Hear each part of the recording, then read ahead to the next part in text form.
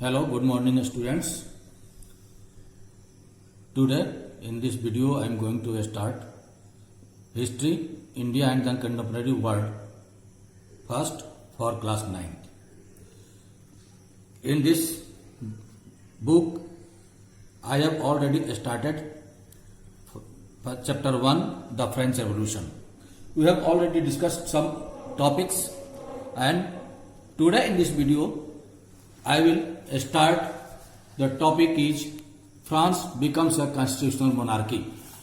France becomes a constitutional monarchy means France एक संवैधानिक राजतंत्र बना या संवैधानिक राजतंत्र बन गया. So in this topic we will study about how France becomes constitutional monarchy. Okay. Then I start. The National Assembly completed the draft of the Constitution in 1791. In main object was to limit the powers of the monarch. These powers, instead of being concentrated in the hands of one person, were now separated and assigned to different institutions, the legislature, executive and judiciary. This made France a constitutional monarchy. तो हम देखते हैं कि national assembly ने 1791 में एक constitution का draft किया, एक संविधान का प्रारूप पूरा कर लिया था. इसका मुख्य उद्देश्य जो था, मेन ऑब्जेक्टिव जो था, वो था कि सम्राट यानी जो मोनार्क था उसकी शक्तियों को सीमित करना, यानी शक्तियों पे कुछ रोक लगाना, और उसकी पावर जो था, जो शक्तियां थी, एक व्यक्ति के हाथ से हटाकर, जो कि एक केंद्रित थी किसी एक खास व्यक्ति के हाथ में, यानी सम्राट के हाथ में, मोनार्क के हाथ में, उसको विभिन्न संस्थाओं में विभाजित करना था, सेपरेट करना था, जिसमें कि लेजिस्लेचर यानी विधायिका, एक्सिक्यूटिव यानी कार्यपालिका, जुडिशियरी यानी न्यायपालिका के हाथों में हस्तांतरित करना था कि ये सब जो इंस्टीट्यूशंस हैं, ये जो अंग हैं, ये सब मिलकर के काम करें. ठीक है. This made France a constitutional monarchy. ये जो है, ये फ्रांस में संवैधानिक राजतंत्र की नींव डालने का काम किया. ठीक है. Figure 7 explains how the new political system work. तो ये जो फिगर 7 है, ये हमें बताता है कि जो पॉलिटिकल सिस्टम, ठीक है. तो पहले हम इस पैरा को पढ़ लेते हैं, फिर उसके बाद से इसको हम आपको समझा देते. तो the constitution of 1791 vested the powers to make law in the national assembly which was indirectly elected. जो सन 1791 में के संविधान ने कानून बनाने का अधिकार नेशनल असेंबली को सौंप दिया. नेशनल असेंबली क्या था? अप्रत्यक्ष रूप से चुनी जाती थी. विच वॉज इनडायरेक्टली इलेक्टेड. जो नेशनल असेंबली थी वो अप्रत्यक्ष रूप से चुनी जाती थी.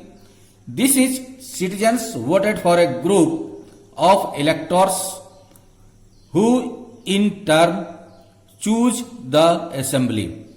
Nor all citizens however had the right to vote. Only men above 25 years of age who paid taxes equal to at least 3 days of a laborer's wage were given the status of active citizens. That is, they were entitled to vote. यानी vote देने का अधिकार किसको था? Members को चुनने का अधिकार किसको था? ठीक है. कौन मेंबर्स को चुनता था? यह अधिकार किसको था कि सबसे पहले नागरिक एक इलेक्टोरल ग्रुप या ग्रुप ऑफ इलेक्टर्स को चुनता था, यानी निर्वाचक समूह का चुनाव करते थे. जो भी जितने भी नागरिक होते थे वो सभी एक ग्रुप ऑफ इलेक्टर्स यानी निर्वाचक समूह का चुनाव करते थे. जो ये ग्रुप ऑफ इलेक्टर्स है, ये फिर असेंबली के मेंबर्स का चुनाव करते थे. ठीक है. चुनाव करते थे. सभी नागरिक, जितने भी नागरिक थे, सबको मतदान का अधिकार नहीं था. ठीक है. और अधिकार था तो किसको था? कि जो व्यक्ति 25 इयर्स एज से ऊपर है और कौन पुरुष जो मेन जो कि मेल है वो जो 25 वर्ष से ऊपर है और अपने 3 दिन के मजदूरी के बराबर टैक्स पे करता है, ठीक है, और वो एक्टिव सिटीजन है। एक्टिव सिटीजन उसी को बोला जाता था जो कि 25 साल से ऊपर पुरुष व्यक्ति हो और अपने 3 दिन के मजदूरी के बराबर टैक्स को पे करता था। उसी को अधिकार था कि वो ग्रुप ऑफ इलेक्टर्स को चुने, ठीक है, या ये जो है मेंबर्स को चुने, जो नेशनल असेंबली थी उसके मेंबर्स को चुने, ठीक है। इनको एक्टिव सिटीजन्स कहा जाता था। That is they were entitled to vote, वही व्यक्ति वोट देने का अधिकार रखता था, ठीक है। The remaining men and all women were classed as passive citizens, और बाकी जितने भी मेन जो कि 3 दिन के मजदूरी नहीं के बराबर टैक्स नहीं दे पाते थे या 25 ईयर्स से कम थे, वे व्यक्ति मतलब मेन और सारे वुमेन जितनी ही महिलाएं थी वो उनको निष्क्रिय नागरिक माना जाता था, यानी उनको मत देने का अधिकार नहीं था। To qualify as an electors and then as a members of the assembly a man had to belong to the highest bracket of tax payers. तो निर्वाचक की योग्यता प्राप्त करने तथा असेंबली का सदस्य बनने के लिए लोगों का करदाताओं की उच्चतम श्रेणी में होना जरूरी था, यानी जो मैक्सिमम टैक्स पेयर था, जो टैक्स देता था, उनकी योग्यता अधिक मानी जाती थी। तो यहां पे हम देखते हैं कि ये सब नागरिक हैं, ठीक है, नागरिक हैं। तो इसमें नागरिक में women, children and youth below 25 ये हो गए, ठीक है। उसके बाद आता है passive citizen, no voting rights about 3 million men. ये जो 3 मिलियन मेन जो थे इनको वोटिंग राइट्स नहीं था, इनको पैसिव सिटीजन माना जाता था, यानी निष्क्रिय नागरिक माना जाता था। उसके ऊपर आते थे एक्टिव सिटीजन्स, जो कि सक्रिय नागरिक जिनको माना जाता था, जिनमें पुरुष थे, जिनको इंटाइटल थे वोट के लिए, ठीक है। About 4 million of population of 28 million, यानी फ्रांस की जो जनसंख्या थी, पॉपुलेशन थी, वो 28 मिलियन थी और 28 मिलियन में जो 4 मिलियन एक्टिव सिटीजन्स थे, यानी 25 ईयर से ऊपर और 3 दिन की मजदूरी के बराबर वो टैक्स पे करते थे, और पुरुष थे वो 4 मिलियन व्यक्ति थे और इन्हीं को वोट देने का अधिकार था, ठीक है। तो ये लोग क्या करते थे, अपने वोट के द्वारा इलेक्टर्स का चुनाव करते थे, ठीक है। एक ग्रुप ऑफ इलेक्टर्स यानी, ठीक है, ग्रुप ऑफ इलेक्टर्स का चुनाव ये करते थे, जो कि लगभग 50,000 मेन होते थे। 50,000 मेन का चुनाव, यानी 4 मिलियन में से 50,000 मेन का चुनाव करते थे ग्रुप ऑफ इलेक्टर्स के रूप में। और ये जो ग्रुप ऑफ इलेक्टर्स थे ये वोट के द्वारा नेशनल असेंबली के मेंबर्स का चुनाव करते थे, जो कि 745 मेंबर्स होते थे, ठीक है। और 745 मेंबर्स ये कहां बैठते थे, नेशनल असेंबली में, यानी लेजिस्लेचर में, विधायिका में, ठीक है।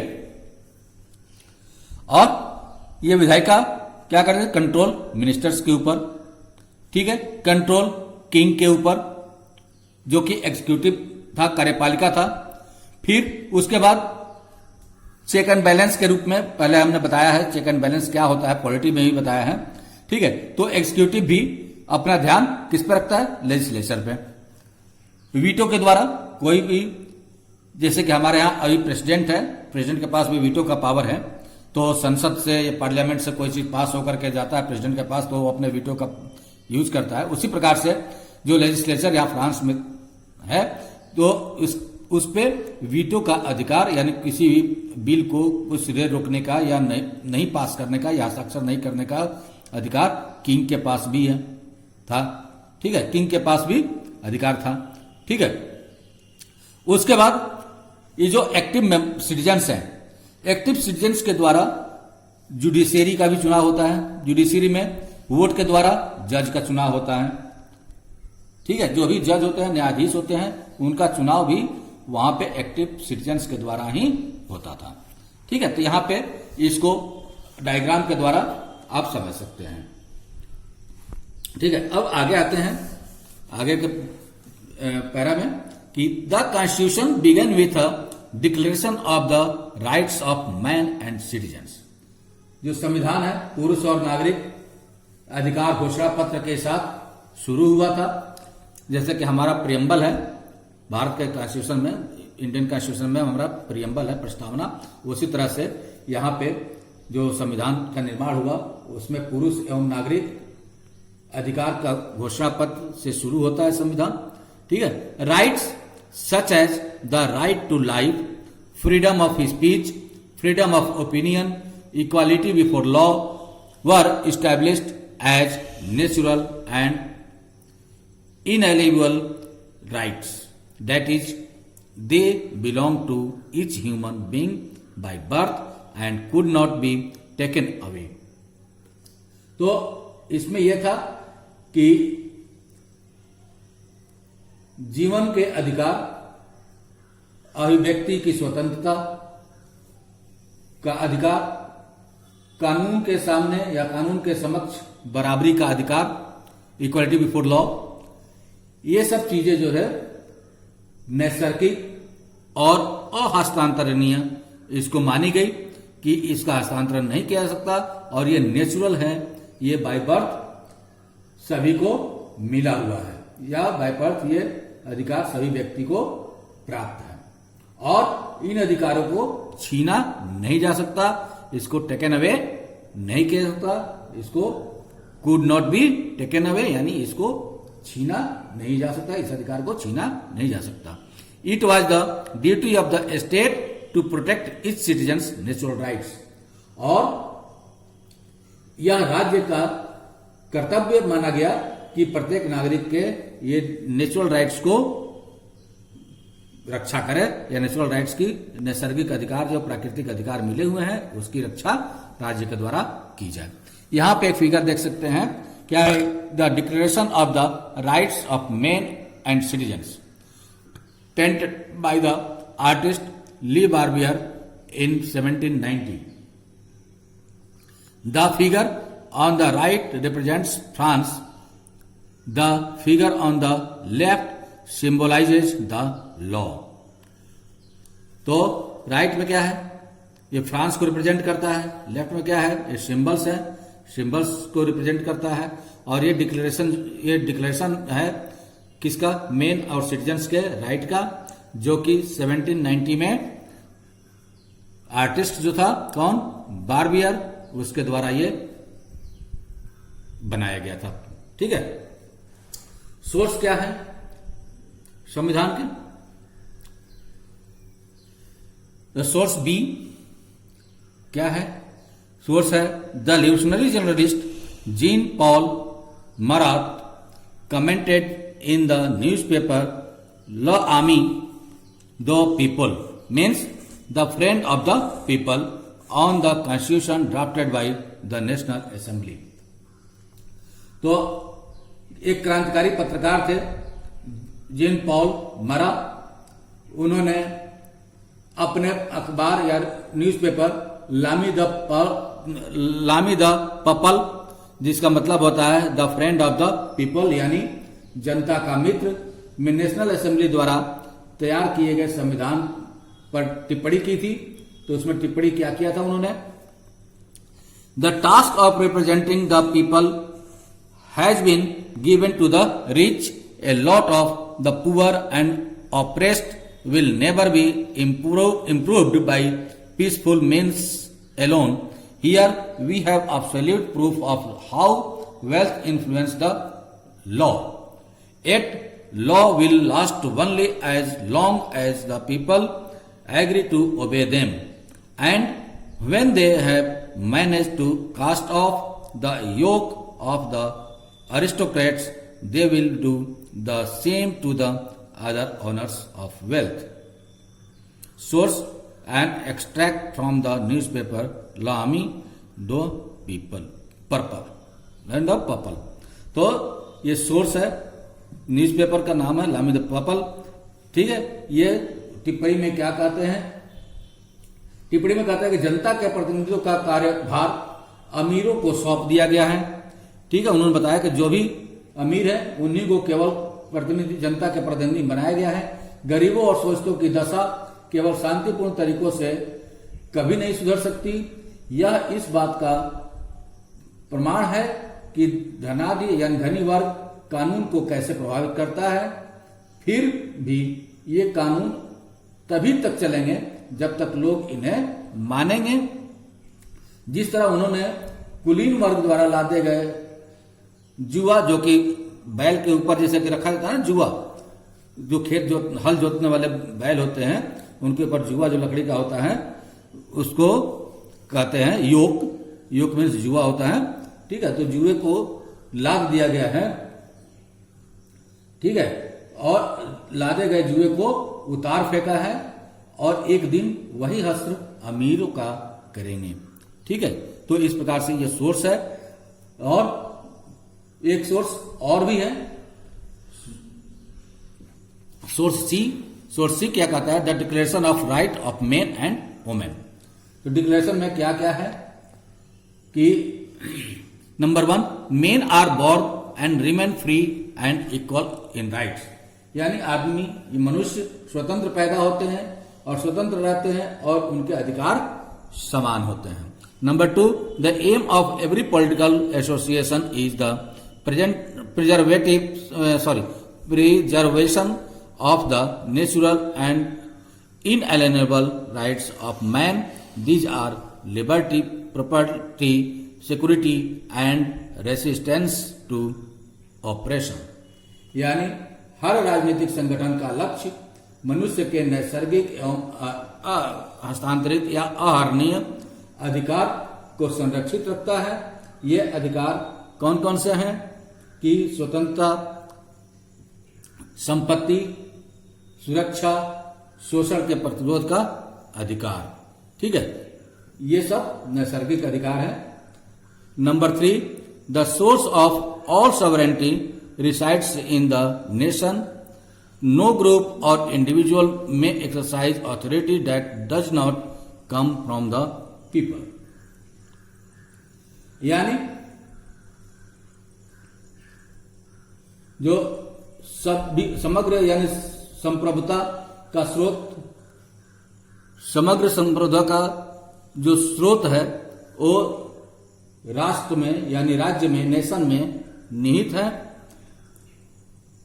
कोई भी समूह या व्यक्ति ऐसा अनाधिकार प्रयोग नहीं करेगा जिस जनता की सत्ता की स्वीकृति न मिली हो। जिसे जनता की स्वीकृति न मिली हो उसमें कोई भी अनाधिकार प्रवेश नहीं कर सकता। Number 4, liberty consist of the power to do whatever is not injurious to others. स्वतंत्रता का आशय ऐसे काम करने की शक्ति से है जो औरों के लिए नुकसानदेह न हो। ठीक है, यानी स्वतंत्रता वो होनी चाहिए जो कि किसी व्यक्ति को नुकसान न पहुंचाए। नंबर 6 क्या है? Law is the expression of the general will. All citizens have the right to participate in its formation personally और through their representatives. All citizens are equal before it. तो कानून सामान्य इच्छा की अभिव्यक्ति है. सभी नागरिकों को व्यक्तिगत रूप से या अपने प्रतिनिधियों के माध्यम से इसके निर्माण में भाग लेने का अधिकार है.